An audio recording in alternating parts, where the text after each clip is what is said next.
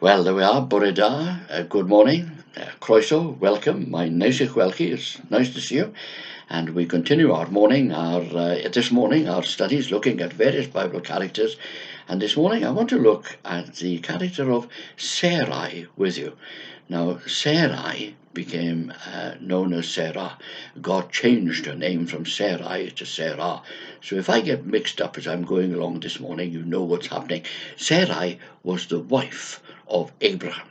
He had his name changed as well, didn't he? From Abram to Abraham. So again, if I get mixed up with those two, well, you know what's happening. You're intelligent people, and I'm sure you'll keep up with me without any trouble at all. Sarai began her life in the pagan world of Ur. What a funny name for a name place. Ur. Well, it was in the land of the Chaldeans, the Bible tells us, a land which was located in an area now known as Iraq. Listen carefully. Sarai was the half-sister as well as the wife of Abraham. Sarai and Abraham had the same father but different mothers. Now, in those days, it would seem that genetics were purer than they are today, and intermarriage was not detrimental to the offspring of unions between relatives.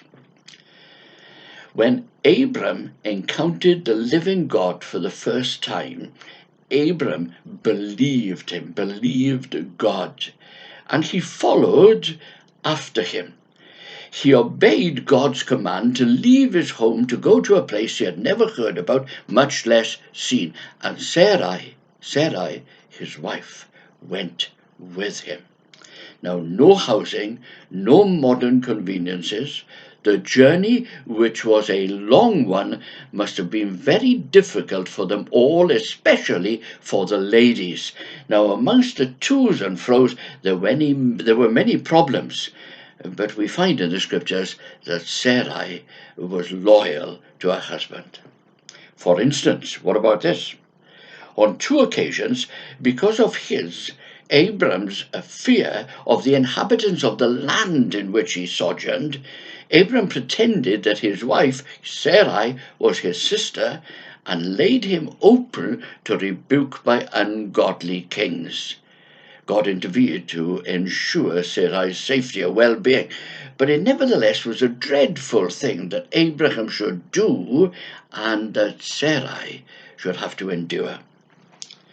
Sarai sadly was unable to conceive, an issue of personal distress as far as she was concerned, as well as a cultural shame.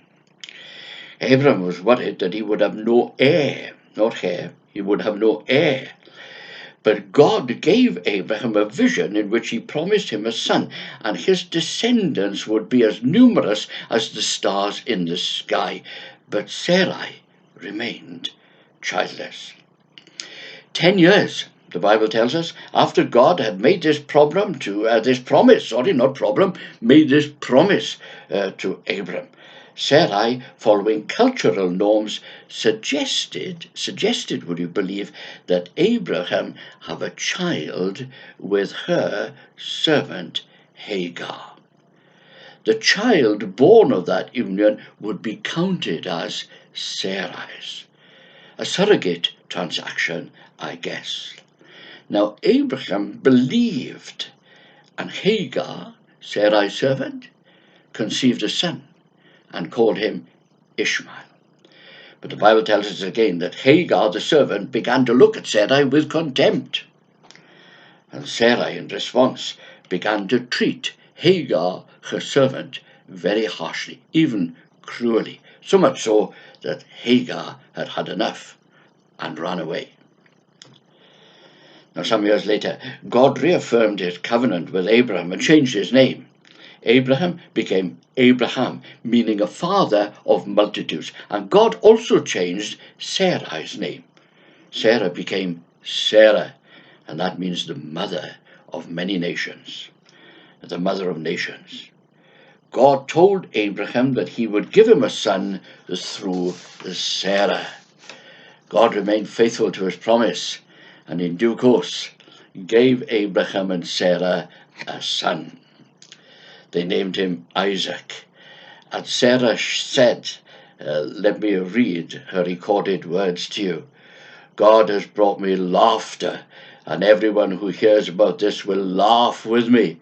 And she added, who would have said to Abraham that Sarah would nurse children? Yet I have borne him a son in his old age. Although she may have previously laughed in disbelief and in secrecy behind Abraham's back, now Sarah laughs with joy and wanted her situation to be known. God had been faithful to his promise and had blessed her. Do you know, I've got one eye on my watch, and there is so much more that I could say, but I really must draw to a close. Can I just commend your reading Genesis chapters 12 to 22? That sounds like a large chunk of scripture, but I will guarantee you that if you start reading it, you won't want, as it were, to put the book down until you come to the end of chapter 22. Let me say this. Sarai was a very ordinary lady. The Bible tells us that she was extremely beautiful. She was a very human lady. She remained faithful to her husband. She made mistakes, well, just like we all do. We could say that she was resourceful, that she was desperate, and yes, even cruel in her dealing with her servant Hagar.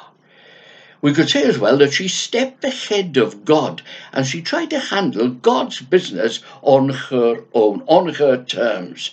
She laughed in unbelief when at 90 years of age she heard an angel tell Abraham that she would become pregnant. But she gave birth to the promised child. And she lived another 30 years to the ripe old age, would you believe, of 127. Oh! There we are.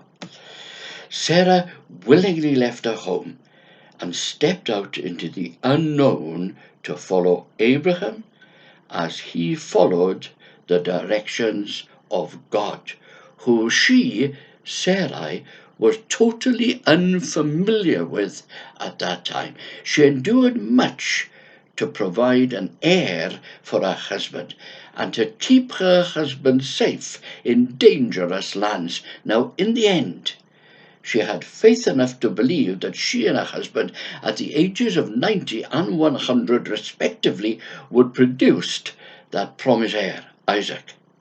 Although she lived in a world of danger and confusion, Sarah stood firm in her commitment to her husband and to God, and her commitment was rewarded with blessing.